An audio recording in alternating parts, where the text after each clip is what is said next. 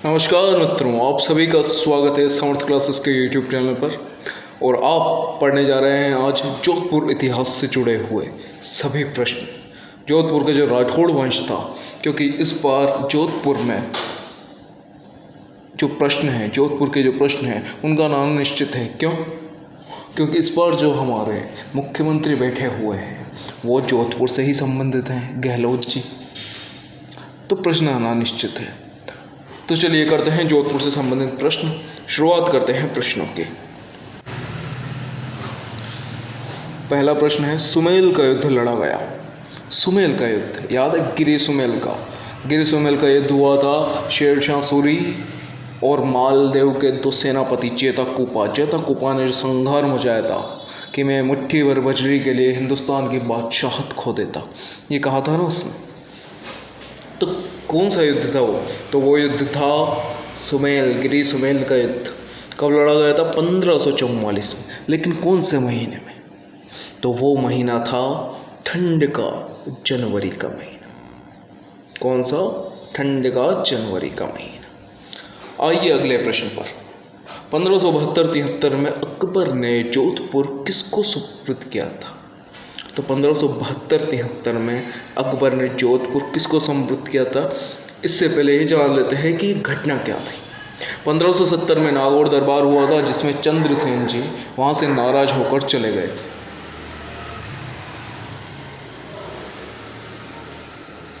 चंद्रसेन जी वहाँ से नाराज होकर चले गए थे और फिर अकबर ने नाराज होकर बीकानेर के कल्याणमल जो राजा थे उनके पुत्र राय सिंह को पीछे पीछे भेजा था चंद्रसेन जी पर हमला करने के लिए।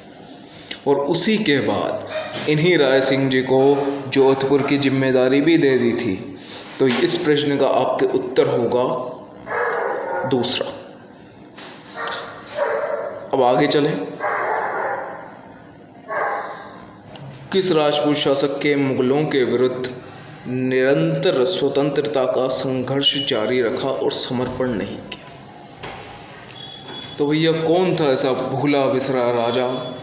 मारवाड़ का प्रताप जिनको कहा जाता था, और सभी का महाराणा प्रताप का अग्रज भी कहते थे जिसने अकबर की नाक में दम कर रखा था। तो एक ही थे, मारवाड़ के चंद्रसेन। कौन थे? मारवाड़ के चंद्रसेन।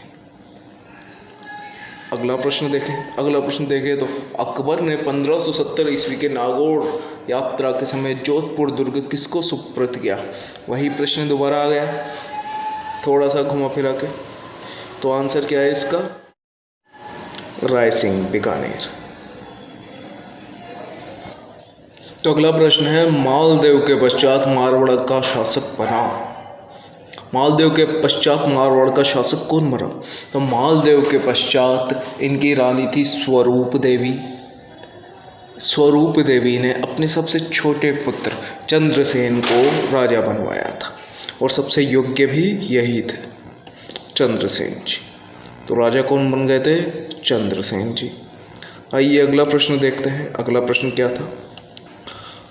रूपाधाय का संबंध जोधपुर के किस महाराजा से है? वैसे प्रश्न थोड़ा डीप का है, इनका ये वाली बात सामने आती है नहीं। अजीत सिंह की गोराधाय वाली आ जाती है, उदय सिंह की पन्नाधाय वाली आ जाती है, लेकिन ऐसे ही मारवाड़ में एक थी रूपाधाय जिन्होंने अपनी जान देकर जसवंत सिंह जी की जान बचाई थी। तो इसका संबंध है जसवंत सिंह जी से। इसका संबंध है जसवंत सिंह जी से। अगला प्रश्न देखते हैं। मारवाड़ का कौन सा शासक स्वतंत्रता प्रेमी था जिसने मुगलों की अधीनता स्वीकार नहीं की? तो कौन है? एक ही तो है, राव चंद्रसेन। अगला प्रश्न, बीकानेर के राय सिंह ने 2 मुगल बादशाहों की सेवा की थी। बीकानेर का जो राय सिंह था उसने किन 2 मुगल बादशाहों की सेवा की थी? पहला तो अकबर,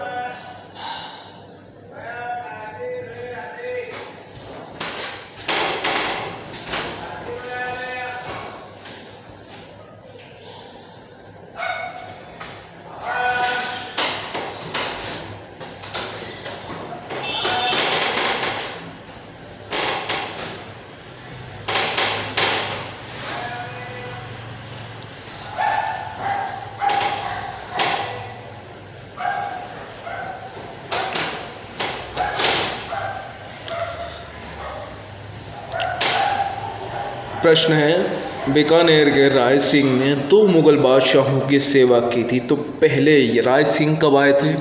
कल्याण सिंह के पुत्र थे, कल्याण सिंह के साथ नागौर दरबार में आए थे। तो इससे ये इतना निश्चित होता है कि ये अकबर के समकालीन तो थे। अब अकबर के बाद कौन आया? जहांगीर आया।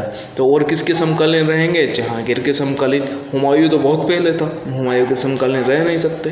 तो 2 ही है, अकबर के बाद जहांगीर। तो इसका आंसर हो गया जहांगीर, अकबर और जहांगीर। आगे बढ़ते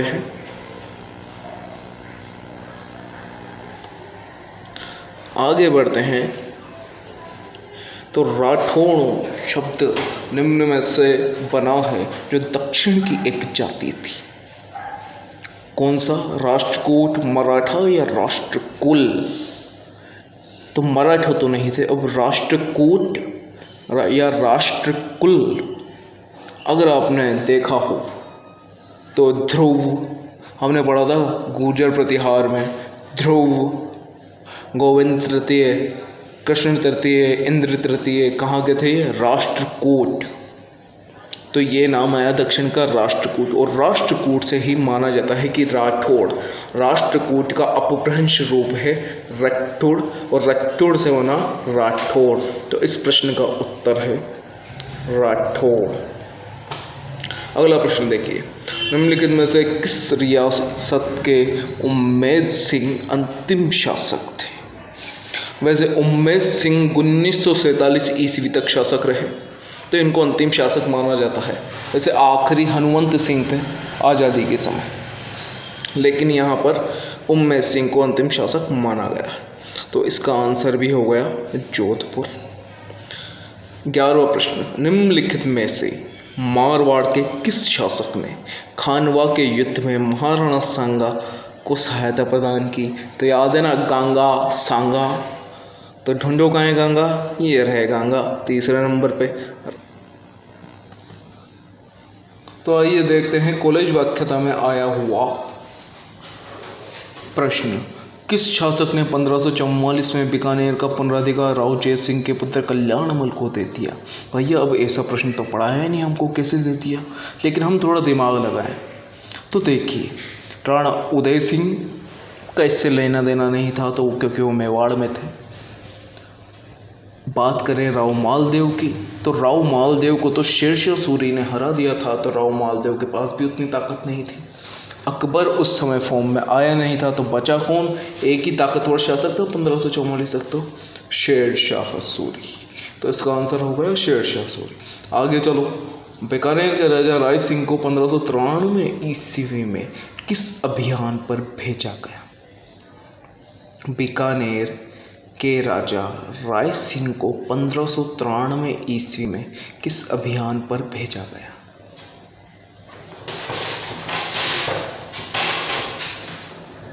तो वो अभियान था थट्टा का। याद रखना, थट्टा के अभियान पर भेजा गया था। ऊपर चलो, तो क्या है प्रश्न, जोधपुर और जैसलमेर के शासकों के मध्य परगना पोकरण के अधिकार को लेकर ये विवाद था, जिसमें क्या है, वहाँ पर राम सिंह गद्दी पर बैठा हुआ था, ठीक है ना। वो रूप सिंह कछवा था। रूप सिंह कछवा ने सालिम सिंह के लिए शाहजहाँ से, उस समय शासक था शाहजहाँ, तो शाहजहाँ ने भेजा था जसवंत सिंह जी को। जसवंत सिंह जी गए थे और जैसलमेर जीतकर पोकरण का शासक बना दिया था। अब वो सालिम सिंह था या सालह सिंह था, ऐसे कुछ नाम था उसका। तो ये इसका संबंध है जोधपुर से। क्यों है? क्योंकि जो जैसलमेर को जीतने जसवंत सिंह जी गए थे। तो आंसर इसका हो गया शाहजहाँ। अगला प्रश्न है, महाराजा जसवंत सिंह के राज्यारोहण के समय कितना मनसब प्रदान किया था? तो महाराजा जसवंत सिंह के पास अधिकतम था 5000 जात और सवार, लेकिन जब वो राज्यारोहण हुआ था तो उस समय उनके पास था 4000 जात 4000 सवार। ठीक है, आगे चलते हैं। अब आया, देखो शानदार प्रश्न तो अब आया है। मारवाड़ नहीं 16 ना। कर्नल जेम्स टोड ने किसे राठौड़ों का यूलिसेस या मारवाड़ का यूलिसेस, आप जो भी कहो, तो वो किसको कहा गया है? एक ही तो है, माई ऐसा पूतजन जैसा दुर्गादास, तो एक ही है, दुर्गादास राठौड़ आंसर। अगला है, मारवाड़ का प्रताप नाम से किस प्रसिद्ध है? एक ही व्यक्ति है, राव चंद्रसेन। 18वां, जोधपुर शहर की स्थापना राव जोधा द्वारा कब की गई? तो मैंने बताया था 1453 में सही रूप से वो मारवाड़ के शासक बने।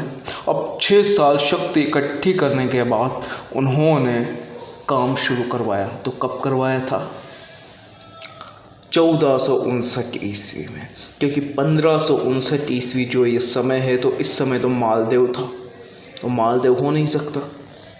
जोधपुर किसने? राव जोधा ने बसाया, तो इसका आंसर है सेकंड वाला। ठीक है, आगे चलते हैं। आगे देखो भैया, सुमेल का युद्ध जिनके बीच लड़ा गया उनके नाम क्या थे? सीधी सी बात है, राव मालदेव और शेर शाह। राव जोधा था नहीं, राव चंद्रसेन था नहीं, हुमायूं था। हुमायूं और शेर शाह के मध्य तो बिलग्राम का युद्ध हुआ था।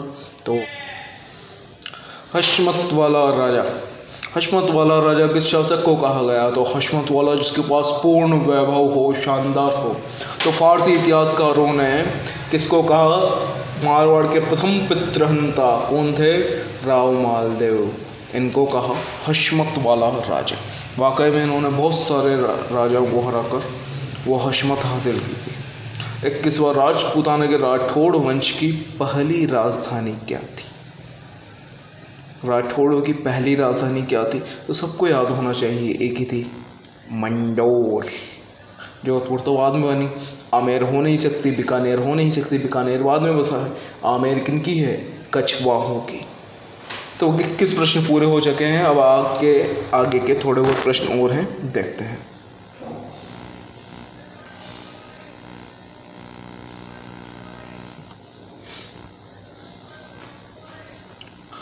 आओ बालकों, देखते हैं।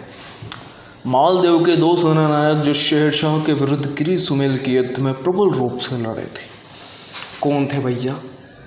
गोरा बादल, जेता पूंजा, जेता कुपा या रणमल और झाला? गोरा बादल हो नहीं सकते, रानी पद्मनी। जेता और पूंजा नाम मिले हुए नहीं लगते, क्योंकि पूंजा जी तो मारवाड़ के थे, ठीक है ना। रणमल और झाला यहाँ पर नाम है जेता कुपा, जिनके सामर्थ्य से थर्रा उठा था शेरशाह सूरी। अगला प्रश्न,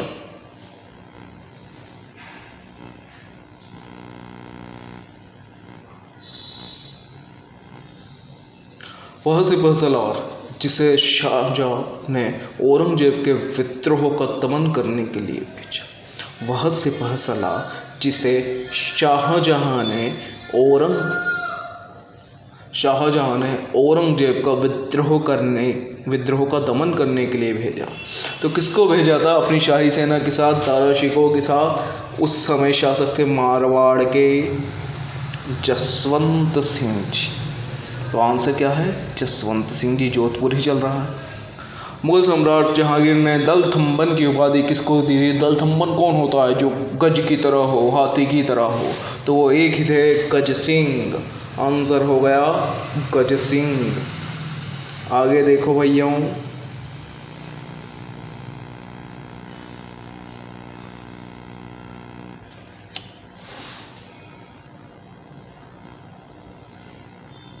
आगे देखते हैं। मुगल सम्राट जहांगीर ने दलथम्बन की उपाधि गज सिंह को दी, और मुगल बादशाह अपनी विजय में से आधी के लिए राठौड़ों की 1,00,000 तलवारों के एहसानमंद थे। यह कथन किसका है? तो यह कथन है, देखो पटवारी मेंस में कितना डिटेल वाला क्वेश्चन आया। तो देखो, यह कथन है कर्नल जेम्स टोड का। किनका? कर्नल जेम्स टोड का। आगे देखते हैं।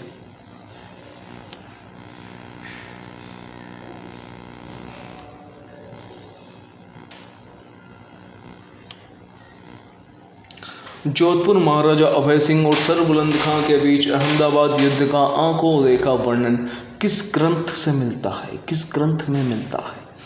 तो अभय सिंह और सर बुलंद खां के बीच जो युद्ध हुआ था वो वीरभाण ने देखा था, और वीरभाण ने उसका वर्णन किया था राजरूपक में। किसमें? राजरूपक में। आइए आगे चलते हैं।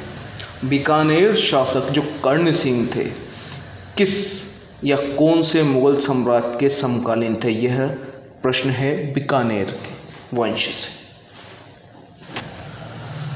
तो कर्ण सिंह जो थे, कर्ण सिंह थे शाहजहां और औरंगजेब के समकालीन। किसके?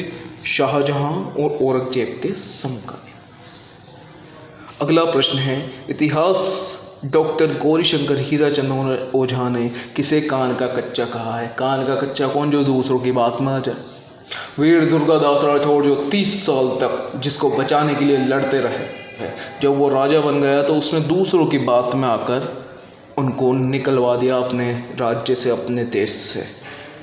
कौन था वो बदकिस्मत व्यक्ति? वो बदकिस्मत व्यक्ति था अजीत सिंह। अब आखिरी प्रश्न देख लीजिए। बीकानेर के महाराजा गंगा सिंह ने प्रसिद्ध रोम नोट तैयार किया था। इस नोट की विषय वस्तु क्या थी? एक रोम नोट तैयार किया था।